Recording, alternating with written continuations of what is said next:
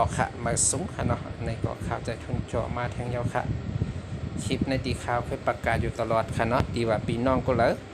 ภาคการกล้าการขายปลายหมากมีของตกเก่าอันวันนั้นอำว่าเมืองไทยเมืองไต้ค่ะเนาะอันในสามารถเฮ็ดไรกูตีค่ะเนาะพอมีตีมันแห่มีเกล้างกันนั้นค่ะข่าวต้องการกันนั้นไว้ค่ะเนาะเพราะว่าพี่น้องเขาอยู่แล้วเมืองไทยนี่ก็เข้ามาเลยค่ะมีเกียงใหม่ค่ะเนาะตั้งหลังรถตัดลุมโชคเนี่ยค่ะเนาะเข้ามาติดตามหรือว่าบอกแก้นี่ก็พอเลยเข้ามาก็จอยกดไลค์กดแชร์ปันจอมค่ะแล้วจอยติดตามไปก็เลยค่ะเนี่ย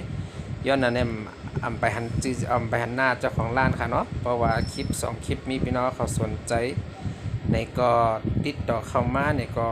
ไปด้วยจอมกันค่ะเนาะเริ่มเปิดมาตั้งแต่วันที่30ค่ะเนาะปีใจดีลงทุนก็หือตีใครรายเลื่อนขึ้นรายทุนขึ้นในข่าวแต่ทุนเจาะก็ไปติดตามจอมค่ะเนาะกูก็เพราะว่าเข้ามาด้วยอย่างนี้ก็จอยกดไลค์กดแชร์ปันค่ะเนาะจอยกดไลค์กดแชร์ปันดังหือพี่น้องเขาก็ติดเลยประโยชน์มันหรือว่าไรพรดีมันค่ะเนาะถึงแม้ว่าเฮาเกียกสิตาก่อนใน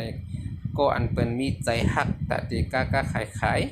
อันในคาราซื่อๆค่ะเนาะมันเหมือนดังว่าพอเฮามีร้านจังได๋แล้วเนี่ยมันเหมือนเฮาได้อยู่จอมหน้าเฮือนเฮาครอบครัวเฮาอบอุ่นค่ะเนาะสังเกตว่าพอเฮาขายกับเหย้าขายดิบขายดีมาแล้วเนี่ยเฮามีลูกมีหลานก็ลูกก็หลานเฮาก็สามารถช่วยเหลือเฮาได้ตลอด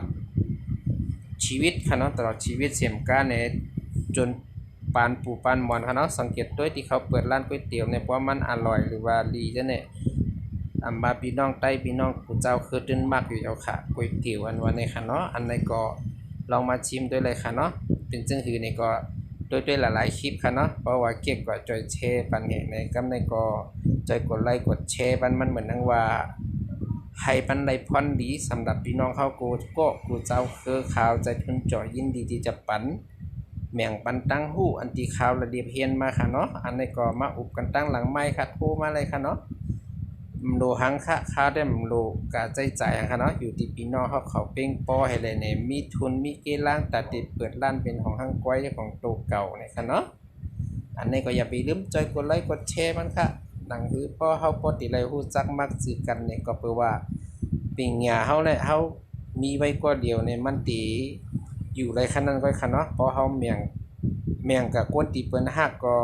เปิ้นมีมาเนี่ยก็เฮาก็มีตังซื้อคันนั้นก็ค่ะเนาะเฮาก็ใจว่าตีกะ